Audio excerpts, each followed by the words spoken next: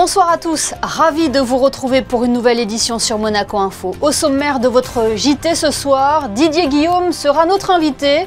Le ministre d'État évoquera sur notre antenne la feuille de route que le prince Albert II lui a confiée, ainsi que les grands dossiers de la rentrée.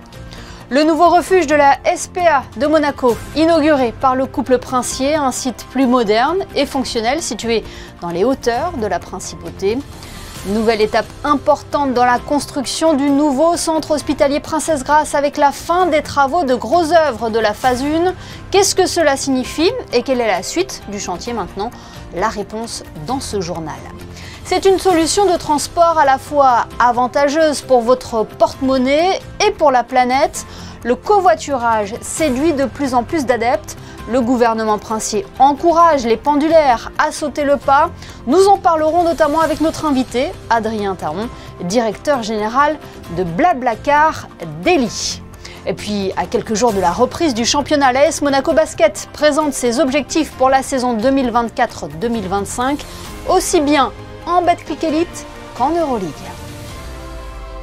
Le gouvernement princier a tenu ce mardi en fin de journée sa traditionnelle conférence de presse de rentrée. Le ministre d'État, Didier Guillaume, s'est longuement exprimé aux côtés des conseillers de gouvernement. Il a pu notamment évoquer la feuille de route que lui a confiée le prince Albert II et aborder les grands dossiers d'actualité. Didier Guillaume est notre invité ce soir. Il a choisi Monaco Info pour son premier entretien télévisé en principauté, un entretien réalisé par Patricia Navarro. Monsieur le ministre, bonsoir. Bonsoir Patricia Navarro. Merci de nous accueillir en votre résidence alors que se tenait aujourd'hui la conférence de presse de rentrée du gouvernement que vous dirigez. Avant d'évoquer plus amplement la feuille de route que vous a confiée le prince Albert II, et parce que c'est la première fois que vous vous exprimez sur cette antenne, sur Monaco Info, cette première question peut-être, vous avez été ministre de la République française, parlementaire, sénateur, vous êtes très attaché à votre terroir, vous êtes originaire de la Drôme. Pourquoi avoir choisi Monaco aujourd'hui? Alors d'abord, je voudrais saluer tous vos téléspectateurs. C'est la première fois effectivement que je m'exprime sur votre antenne. Et leur dire à tous ceux qui regardent votre émission, cette interview, que je suis très motivé, je suis très intéressé, je suis très volontaire pour faire en sorte, comme l'a souhaité le prince souverain, de travailler au service de la principauté. Je suis effectivement ancré dans un terroir à la fois urbain et rural, dans un fief de la dynastie Grimaldi, puisque le fief du Valentinois était de la dynastie Grimaldi. C'est à cette époque-là, il y a une vingtaine d'années, que j'ai rencontré le souverain. Et je suis ici parce que, voilà, j'étais sûrement disponible, que quelque chose a pu passer entre Son Altesse Sérénissime et moi-même, et qu'il a souhaité avoir, après M. Dartout, que je veux saluer, qui avait terminé son mandat, peut-être un autre profil, quelqu'un qui pourrait essayer à la fois d'apaiser, de dynamiser et de faire en sorte que cette principauté, qui a tous les atouts, puisse se développer harmonieusement. Vous l'avez dit, tellement motivé, vous êtes soumis à une cadence effrénée depuis votre arrivée. Vous avez multiplié les échanges, les rencontres avec les acteurs des grandes institutions et des différents secteurs de Monaco. Quel premier bilan en dressez-vous et avez-vous peut-être été surpris ou avez-vous découvert des choses? Alors j'ai découvert beaucoup de choses. Je pense, en arrivant là, connaître un peu la principauté. J'y suis venu à de très nombreuses reprises, j'y ai des amis, j'y ai beaucoup de relations. Mais j'ai découvert d'abord une communauté de femmes et d'hommes, de monégasques, de résidents, qui aiment leur principauté, qui aiment être ici, et qui aiment la famille princière, qui aiment leur souverain. Et ça, c'est essentiel. Lorsque l'on vit ici, je pense qu'il faut se rendre compte que le monde entier aimerait être ici. Le monde entier connaît le prince Albert, qui a une notoriété mondiale absolument incontestée. Et tout le monde voudrait être ici, pour des raisons évidemment d'abord de sécurité. C'est sûrement le pays au monde où il y a la meilleure sécurité, mais également pour le développement économique, pour le développement culturel, le développement social, bref. Donc c'est cela qui m'a le plus frappé. Les gens aiment Monaco, aiment la principauté. Et puis, j'ai eu un feu d'inauguration pour lesquels je ne suis absolument pour rien. Je ne voulais pas faire le coucou, c'est pas moi qui ai lancé ces projets, mais je veux féliciter à la fois mon prédécesseur et le gouvernement princier d'avoir initié tous ces programmes. La principauté continue à se développer et c'est très bien ainsi. Alors c'était le 2 septembre dernier, vous prêtiez serment au Palais Princier. Quelle est la tonalité globale de la feuille de route que vous a confiée le prince Albert II? D'abord, c'était énormément d'émotions. C'est vrai que j'ai eu une expérience à mon âge, une expérience en France, mais c'était énormément d'émotions parce que être ministre d'État à Monaco, ce n'est pas rien. Et j'ai mesuré immédiatement le poids de la fonction et à la fois l'intérêt qu'il y a à servir le prince, à l'aider, à le protéger et à faire en sorte que la principauté, comme je vous le disais, continue à se développer. Et c'est bien ça l'essentiel. La feuille de route, elle est très claire. Elle n'est pas nouvelle par rapport à ce qui se passait avant, mais il y a des inflexions. D'abord, évidemment, dans un monde en pleine évolution, il faut réaffirmer deux choses. Un, c'est la souveraineté de l'État monégasque. Dans un monde multipolaire très divisé, avec des guerres pas loin, là où le multilatéralisme n'est pas ce qu'on voudrait qu'il soit, eh bien, la principauté, le souverain, Isabelle Béraud-Amadei, la conseillère en charge des relations extérieures, a quelque chose de très important à faire. La souveraineté, je pense, c'est la première chose. Et puis la deuxième, c'est le climat. On voit bien que le climat, on voit ce qui se passe ces jours-ci en Europe centrale, on voit les feux qu'il y a en France. Le souverain est depuis longtemps à la pointe sur ce sujet, notamment au niveau des océans. Il y aura le Nice Climate Summit dans les prochains mois. Mais les océans, mais également quand il veut améliorer la renaturation de la ville, c'est des choses importantes. Donc je crois que c'est à la fois c'est ces deux piliers, la souveraineté de l'État et le climat. Fort de cette feuille de route, quelles seront vos premières priorités? Alors la première priorité, c'est d'abord d'apprendre. Moi j'arrive avec beaucoup d'humilité, j'arrive sur la pointe des pieds. Je ne veux pas arriver comme un éléphant dans un magasin de porcelaine, je veux apprendre, je veux rencontrer, je veux connaître, je veux bien être au fait des dossiers et avancer dans cette direction parce que pour moi c'est essentiel. En même temps, il y a des sujets importants. Et il y a trois types de sujets. Le premier, c'est tout ce qui concerne l'Europe, Monneval, Gafi, Gréco. On en parle depuis longtemps. Je pense que c'est une situation difficile pour la principauté.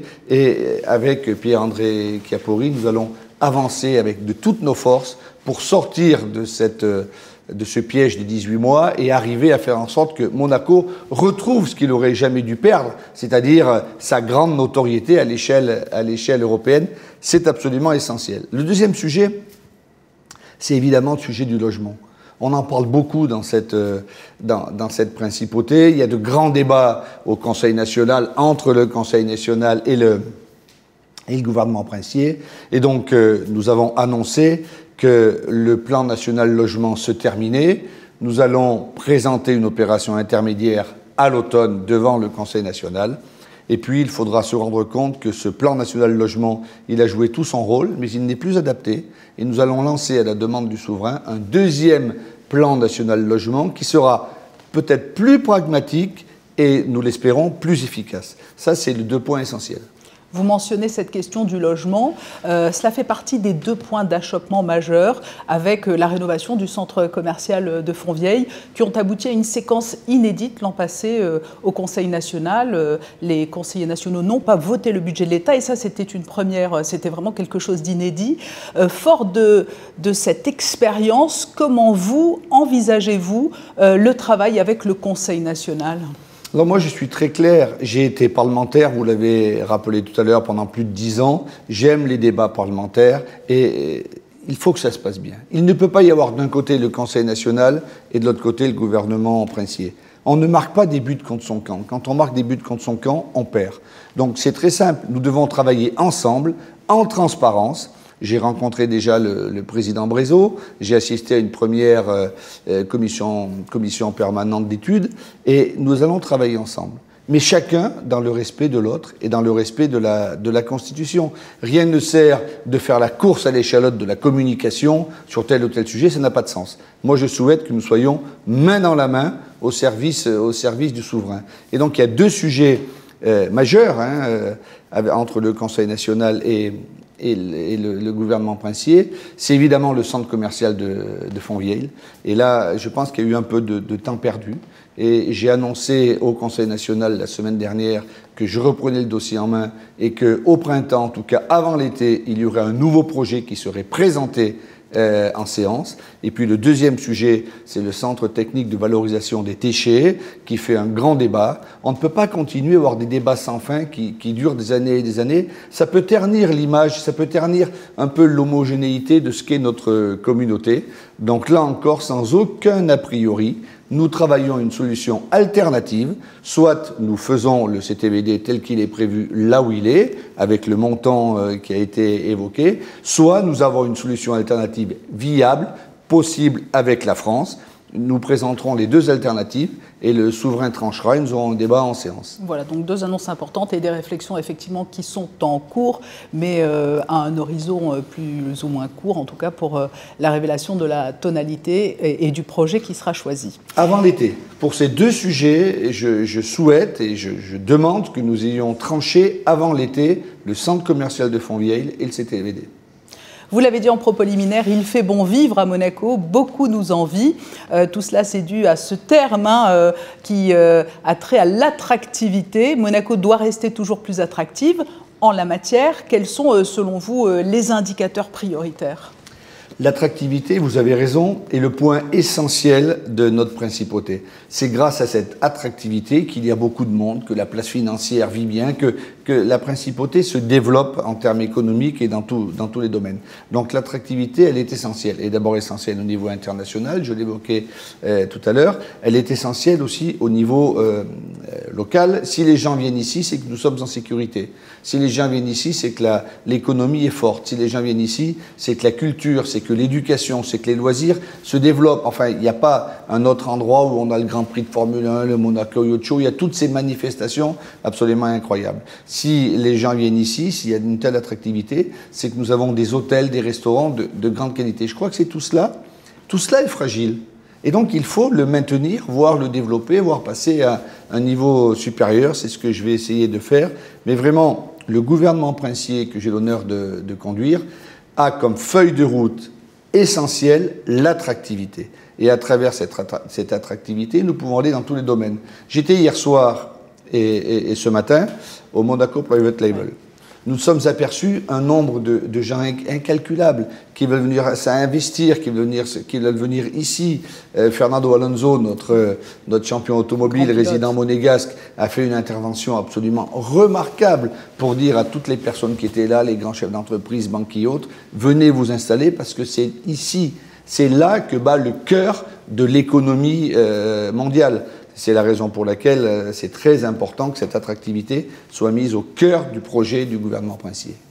Alors on a coutume de dire, il est vrai aussi, que le modèle économique et sa solidité, le modèle économique monégasque ferait pâlir d'envie bien des pays, mais je vous ai entendu parler des crises qui sont aux frontières de l'Europe, l'Ukraine notamment. Il y a eu le placement de Monaco sur la liste grise récemment. Tout cela, ce ne sont pas des menaces réelles sur le modèle économique monégasque ? Non, ce ne sont pas des menaces parce que Monaco est très résiliente et le modèle économique monégasque, il est très fort. Encore faut-il que chacun tire dans le même sens et cette volonté d'aller de l'avant, c'est ce que souhaite le souverain. Le prince Albert II travaille dans cette direction et moi je suis la courroie de transmission, je suis là pour avancer comme cela. Le modèle n'est pas en crise et le modèle n'est pas en cause, à condition que nous répondions vite, clair et fermement aux critiques qui nous sont posées, qui nous sont faites, aux questions qui nous sont posées. Nous avons travaillé encore la semaine dernière avec le groupe de travail. Nous allons mettre en place un conseil stratégique dans cette direction. Nous allons répondre à toutes les questions et nous n'en sommes pas loin. L'objectif, c'est que Monaco retrouve toute sa place sur la scène internationale qu'elle aurait pu ne pas quitter, qu'elle a quitté de façon temporaire. Ce n'est pas le seul pays, ce n'est pas la première fois, mais je suis très confiant que nous retrouvions cela. Sur un point particulier, parce que Monaco à l'international, vous l'avez mentionné, la souveraineté de Monaco est très importante, mais quel rôle doit ou peut jouer Monaco sur l'échiquier mondial ? Il y a eu des tentations de repli, on l'a vu dans des pays voisins. La souveraineté, ce n'est pas le repli sur soi-même. Bien sûr que non, c'est l'inverse. La souveraineté, c'est affirmer ses positions, la force, son histoire, sa constitution. Et il faut bien se dire une chose, que sans la dynastie des Grimaldi, Monaco ne serait pas ce qu'elle est aujourd'hui. Et le prince Albert II est le digne héritier de toute cette dynastie. Il protège la principauté, il veut aller de l'avant. Et c'est ça qui est très fort et très intéressant. Donc moi, je ne suis pas inquiet sur la suite. Évidemment, Monaco est un petit pays par rapport à d'autres, mais le prince souverain a une voix forte qui pèse à l'international. Alors évidemment, dans le concert des nations, nous participons tant bien que mal à un certain nombre de sujets. Ce sont les 20 ans du Conseil de l'Europe. Sur les océans, sur le climat, le souverain va parler à la tribune de l'ONU. C'est tous ces sujets qui montrent que nous avons beaucoup de choses à faire. Nous faisons partie du Conseil politique européen. Je représenterai le souverain à Budapest dans quelques semaines. Monaco est dans le concert des nations. La souveraineté, c'est sa force. Le travail sur le multilatéralisme, c'est son objectif. Didier Guillaume, un rythme soutenu depuis votre arrivée. Vous avez même eu à gérer, alors un point de vue plus régional, un premier dossier chaud, celui de la SNCF, avec la suppression des trains de nuit. Il y avait encore une réunion hier à Monaco. Vous avez dû taper du poing sur la table, vous avez jugé la situation inacceptable. C'est ça aussi la méthode Guillaume ? Oui, alors il pourra m'arriver de taper vraiment du poing sur la table. Là, c'était une mise en jambe, si je puis m'exprimer ainsi, mais Monaco ne peut pas être pris uniquement comme bailleur de fonds. Monaco est un partenaire de l'État français, mais un partenaire souverain. Et nous travaillons avec la région, avec la SNCF. Cette décision unilatérale, sans quasiment aucune concertation, pour dire nous allons arrêter les TER à la gare de Monaco, ce n'est pas acceptable. Donc il y a eu des premières réunions. Céline Caanda-Gioni a travaillé. Le fait que j'ai un peu parlé fort a permis de rétablir, ne serait-ce que pour le match contre le Barça. Dès jeudi, il y aura la possibilité de bus. Nous avons gagné encore 1 heure et puis nous sommes en pleine concertation. Il y avait encore une réunion ce matin et je vais moi-même en animer une avec Renaud Muselier dans les semaines qui viennent pour trouver une solution. Bien sûr que Monaco est là pour aider ses partenaires, pour aider le pays voisin, pour travailler avec la région, mais Monaco, ce n'est pas uniquement celui qui paye, c'est aussi celui qui reçoit. Voilà pour les grandes thématiques d'actualité. D'un point de vue un peu plus personnel, comment avez-vous composé l'équipe qui vous entoure? Qu'est-ce qui a prévalu dans vos choix? Et puis, au niveau gouvernemental, est-ce que l'on doit s'attendre dans les jours, les semaines qui viennent à un possible remaniement? Non, il n'y a pas de remaniement dans les jours et les semaines qui viennent. J'ai essayé d'amener une méthode, des process, une façon de travailler. La méthode, c'est l'interministérialité. Il n'y a pas des départements, il n'y a pas des directions, il n'y a pas des conseillers de gouvernement qui travaillent dans leur coin. C'est le gouvernement tous ensemble. Lorsqu'un conseiller ministre s'exprime, il s'exprime au nom du gouvernement. L'interministérialité, pour moi, elle est absolument essentielle.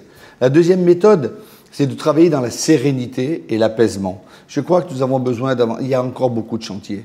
Nous n'avons pas parlé finances, mais il y a un budget qui va être compliqué. Alors je sais qu'à Monaco, on parle depuis des années d'un budget compliqué, mais celui-là le sera. Et nous y arriverons. Mais nous avons besoin vraiment de nous appuyer sur nos points forts. Et puis nous avons la chance, comme nous venons d'avoir une constitution qui est vraiment formidable. Nous sommes dans une monarchie constitutionnelle, donc il faut respecter cette constitution. Et c'est cette constitution qui nous fera gagner, et moi je veux m'appuyer sur elle. Et ma méthode, ça sera de s'appuyer beaucoup sur les uns et les autres dans le cadre de cette constitution. Lorsque les hôtels sont pleins à Monaco, ben, c'est une chance pour Monaco. Et je souhaite vraiment, et j'ai regardé depuis maintenant 1 an, quasiment, sur votre antenne, les débats au Conseil national. Moi, je ne veux pas le Conseil national est libre de faire ce qu'il veut, et j'ai été parlementaire, ils peuvent dire, parler, critiquer ce qu'ils veulent. Mais il faut du respect, et en ayant un objectif commun. L'objectif commun, c'est de défendre et promouvoir la principauté, et c'est d'être derrière le souverain. C'est ça l'objectif commun. Et si nous allons tous ensemble dans cette direction, je pense que ça ira. Le sujet, c'est pas de faire la course à la communication, c'est d'arriver à gagner. Alors tous ensemble, dans la sérénité, pas de remaniement annoncé. Est-ce que vous avez été associé aux réflexions qui ont conduit à la nomination d'un nouveau secrétaire d'État à la justice, du nouveau directeur de la sûreté publique ou bien encore du nouveau ministre de l'Intérieur? Je vais vous parler de la Constitution. Je n'ai pas à en connaître de ce qui se passe au niveau de la justice, au niveau du secrétaire d'État, donc je n'ai absolument pas été associé. Le souverain m'a annoncé, lorsque le choix a été fait, bien avant que je sois d'ailleurs nommé, qui allait être la personne. Je n'ai pas été associé à la nomination du Lionel Beffre ou d'Éric Carrella. Je n'avais pas à l'être, puisque les choix ont été faits avant que je sois là. Mais ce que je peux vous dire, c'est que les choix du souverain sont de très bons choix. Non pas par essence, mais les choix qui ont été faits aussi bien sur le secrétaire d'État à la justice que sur le ministre de l'Intérieur et sur le directeur de la sûreté publique, qui est un immense flic connu et reconnu, sont de très bons choix. Je pense que le dispositif gouvernemental, le dispositif d'État est en place, dans la continuité, il n'y a pas une alternance, dans la continuité, mais nous allons, je pense, pouvoir avancer sereinement, oui. Merci Didier Guillaume de nous avoir reçus aujourd'hui en votre résidence, alors que, je le rappelle, se tenait la conférence de presse de rentrée du gouvernement que vous dirigez. Merci beaucoup. Merci à vous. Voilà pour l'interview du ministre d'État Didier Guillaume, un entretien à retrouver également sur notre site internet et notre chaîne YouTube. Retour à présent sur l'inauguration de la SPA de Monaco par leurs Altesses Sérénissimes le Prince Albert II et la Princesse Charlène. Le site, situé à Peille, se veut plus moderne et plus fonctionnel. Le reportage sur place de Christine Datomel et Jean-Alexandre Dordet. Après 2 longues années de travaux, le nouveau site de la SPA de Monaco est enfin sorti de terre. Fervente protectrice des animaux, c'est tout naturellement que la princesse Charlène fut nommée en 2022 présidente de la Société protectrice des animaux de Monaco et a longuement œuvré pour que ce projet voie enfin le jour. Située depuis toujours à Èze, l'association monégasque a désormais une nouvelle adresse. Située sur les hauteurs de la Principauté, sur la commune de Peille, la SPA réside dorénavant dans des locaux flambant neufs. Un nouveau site inauguré hier soir par le couple princier en présence de nombreuses autorités de la Principauté. Un refuge donc plus grand et plus moderne pour la SPA monégasque et qui répond à toutes les normes sanitaires en vigueur. Ça fait plus de 40 ans que la SPA cherchait un terrain pour pouvoir construire ce nouveau refuge. Il est beaucoup plus moderne, beaucoup plus fonctionnel, aux normes pour les chiens, contrairement à celui de Èze. Mais voilà, c'est une nouvelle aventure qui commence et on fait des sauvetages tous les jours et on est très très heureux. Les gens qui passent, voilà, ils disent mais c'est magnifique, c'est un bâtiment formidable et c'est vrai que c'est quand même un lieu extraordinaire, quoi. On a 5 animaliers, dont la responsable du pôle animalier et un agent polyvalent. Voilà. Les agents et les salariés travaillent 7 jours sur 7 par roulement. Donc là, pour l'instant, oui, il manquerait peut-être encore une personne pour qu'au moins il soit 3 par week-end. Pour l'instant, il y a 2 et 3. Et voilà. Mais ça va venir, ça vient. Un refuge qui peut accueillir une vingtaine de chiens et une quarantaine de chats dans les meilleures conditions possibles. Pour l'heure, ce sont 16 chats et 14 chiens qui sont en attente d'adoption. Donc n'hésitez pas à leur rendre une petite visite et qui sait, un coup de cœur est vite arrivé. En effet, difficile de ne pas craquer. C'est une nouvelle étape pour le nouveau centre hospitalier Princesse Grace. La fin des travaux de grosses œuvres de la phase 1. Une cérémonie a eu lieu ce matin en présence du Prince Albert II pour marquer ce temps fort. Plus de détails dans ce reportage de Sarah Inkari et Jean-Alexandre Dordet. Casque à la tête, sécurité oblige, le souverain s'est rendu ce matin sur le chantier du nouveau CHPG à l'occasion de la fin du gros œuvre. Après la levée du drapeau monégasque au sommet de l'établissement, la visite a été guidée par l'architecte en charge du projet. On commence à avoir les premières finitions, c'est-à-dire les sols commencent à être posés, certaines protections murales commencent à être posées, les plafonds aussi. En parallèle de ce qui se passe sur le chantier, on travaille aussi avec les agenceurs pour fabriquer donc dans les ateliers tous les placards, tous les espaces d'attente pour les gens. Et donc il y a des choses qui se font sur site et puis des choses qui sont anticipées dans les ateliers des différents partenaires et entreprises avec lesquels on travaille. Composé entre autres de 220 chambres d'hospitalisation, de 14 salles d'opération et de 8 salles de réanimation, le nouvel hôpital dont la construction a débuté en 2015 offrira aux patients un accueil haut de gamme et au personnel des conditions de travail optimales sur 50 000 m². On a emmené les équipes des urgences, on a amené les équipes de réanimation, de cardiologie et les équipes des blocs opératoires. Le retour, il est extrêmement positif, à la fois sur le volume des espaces qui leur sont alloués. On a des salles de bloc qui vont faire 40 m², on est loin de cette superficie dans l'ensemble de nos salles aujourd'hui.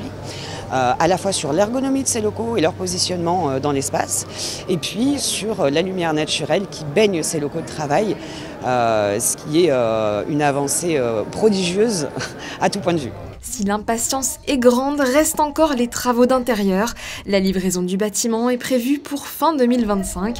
Pour l'anecdote, sa façade majestueuse de 150 mètres de long et 50 mètres de haut est un clin d'œil à la princesse Grace, en référence à son élégante robe blanche.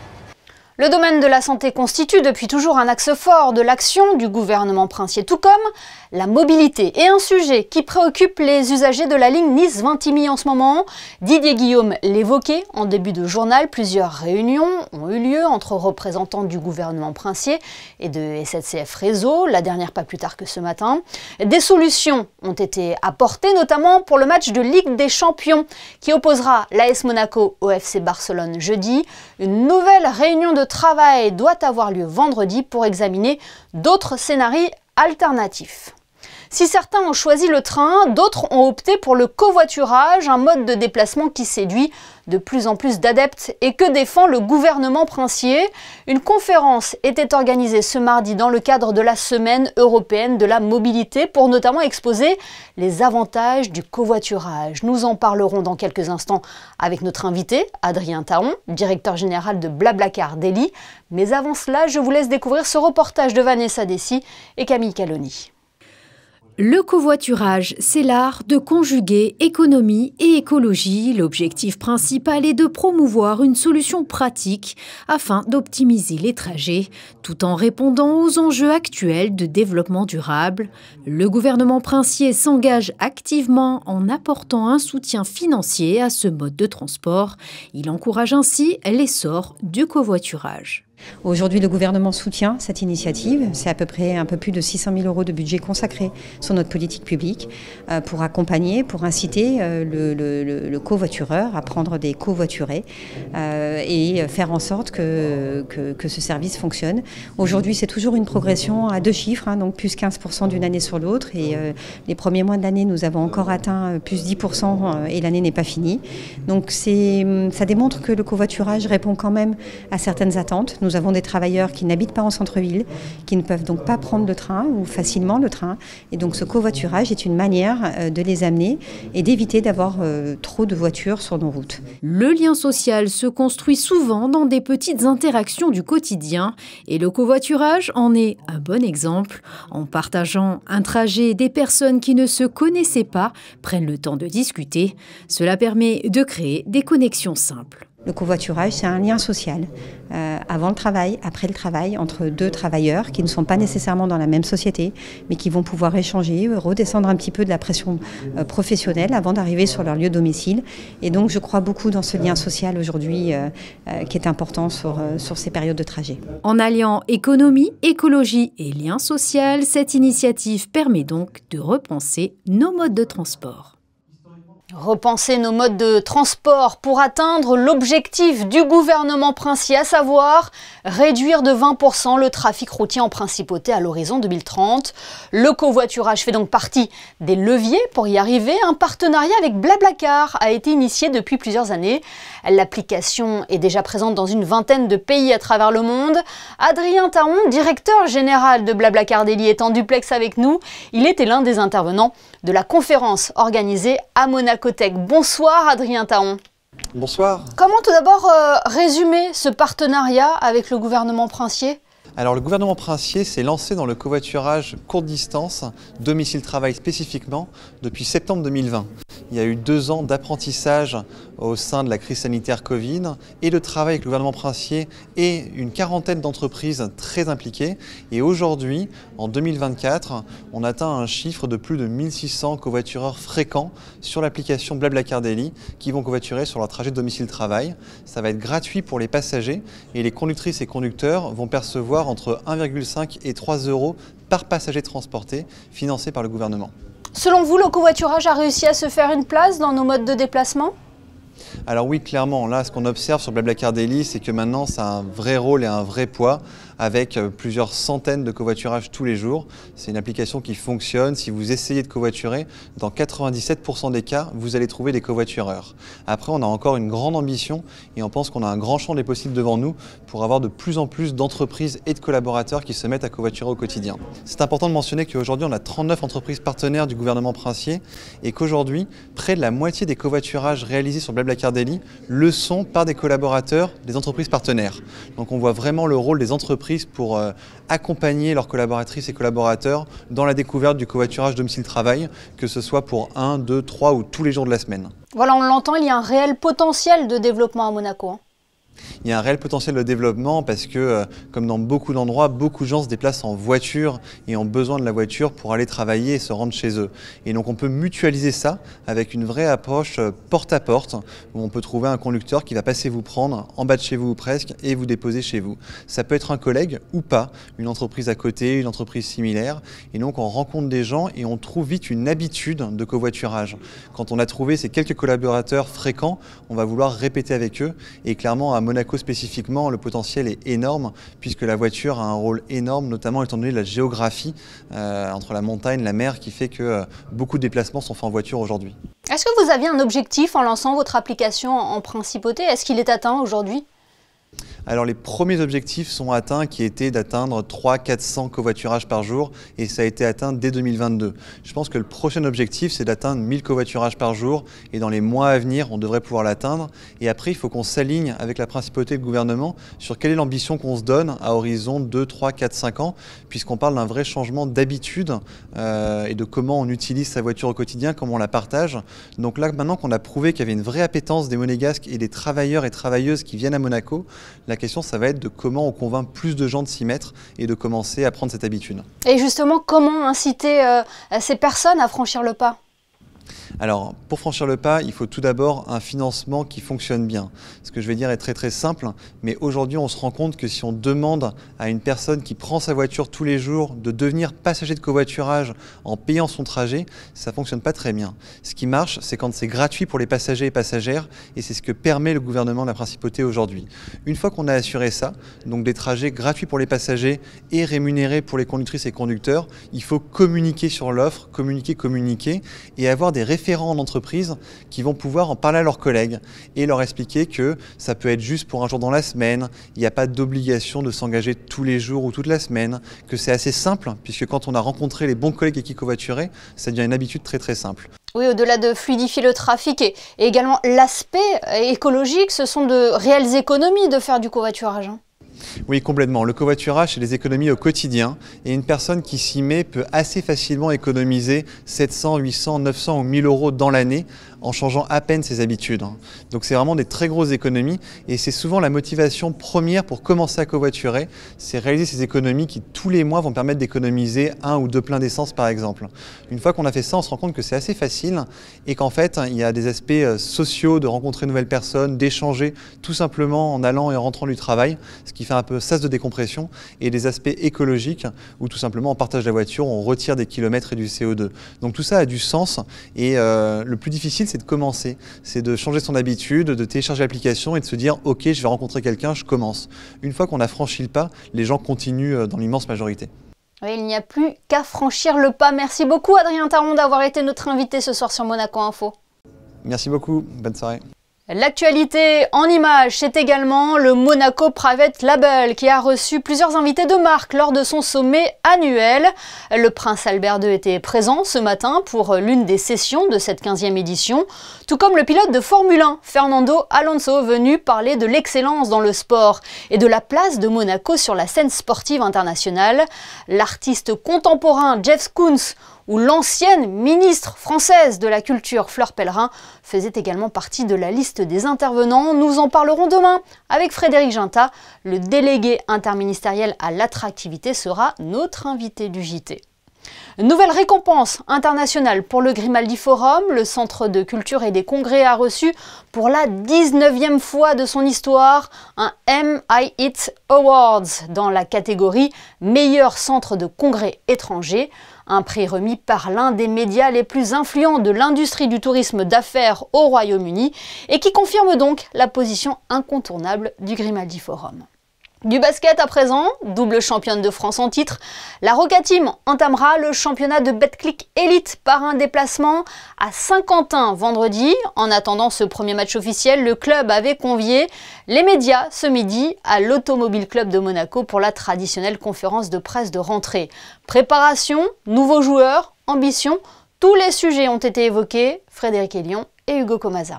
Nouvelle saison, nouvelle aventure, mais ambition intacte. À 3 jours du premier match officiel à Saint-Quentin, la Roca Team effectuait sa traditionnelle conférence de presse de rentrée ce mardi midi à l'Automobile Club de Monaco. Les dirigeants monégasques ont d'abord pris la parole avec 2 mots-clés, ambition et stabilité. I'm just spoke with my player. I want to just continue keep this style and try to win everything in the France today. For us, really very stable also in the EuroLeague. I want to stay in the playoff and confirm our place. The goal is to dominate in France, and I think that the team has all capacity and talent to reach this goal. At the same time, we need to at least to do the same what we have done since 3 years when we joined EuroLeague family, so we need to show consistency.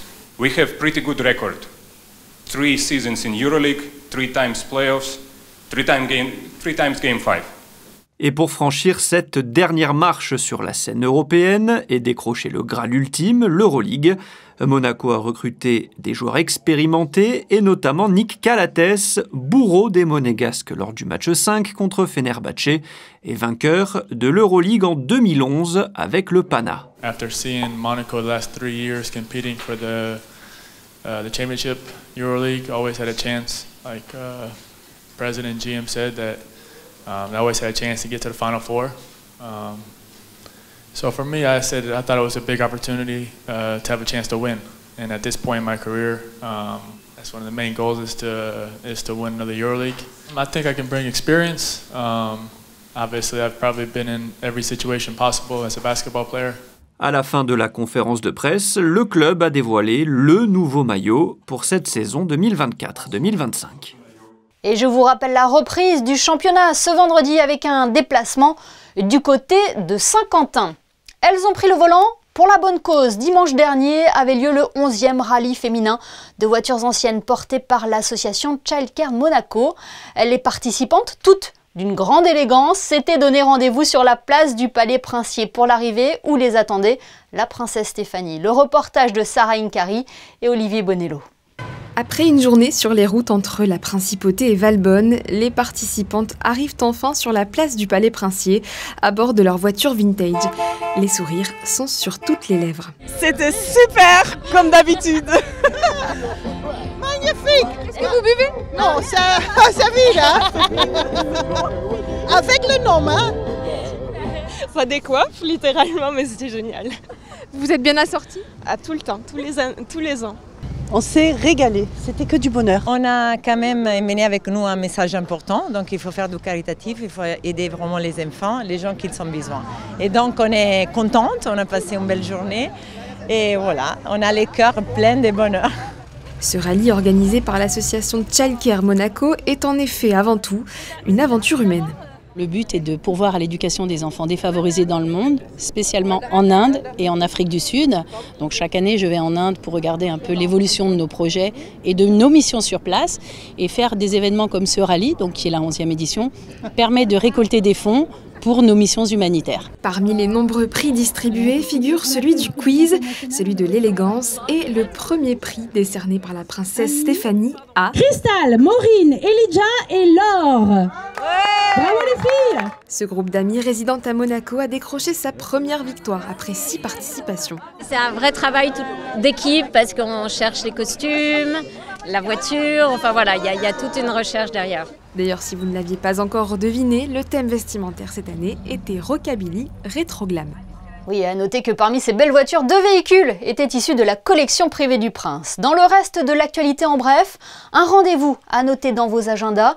Le jeudi 19 septembre, le syndicat des artistes musiciens et de l'Union des syndicats de Monaco organise un concert de gala pour célébrer ses 80 ans d'existence.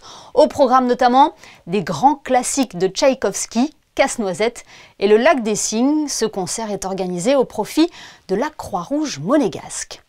Un coup d'œil sur vos prévisions météo avec Frédéric Elion avant de refermer ce journal. Frédéric, bonsoir. Quelle est la tendance pour mercredi ? Pas d'amélioration de prévu, Émilie, à l'image d'hier. Le temps sera maussade mercredi avec un ciel très nuageux, de rares éclaircies et une faible probabilité de précipitations tout au long de la journée. Les températures continueront de chuter avec 18 degrés de prévu le matin et 22 l'après-midi. Mercredi 18 septembre, nous fêterons les Nadèges. Une pensée donc pour toutes les Nadèges. Ce journal est à présent terminé. Merci de nous avoir suivis. On se quitte avec les photos de Manuel Vitali et l'inauguration de la SPA de Monaco à Paye par le couple princier. Passez une très belle soirée et à demain, 19 h, pour une nouvelle édition sur Monaco Info.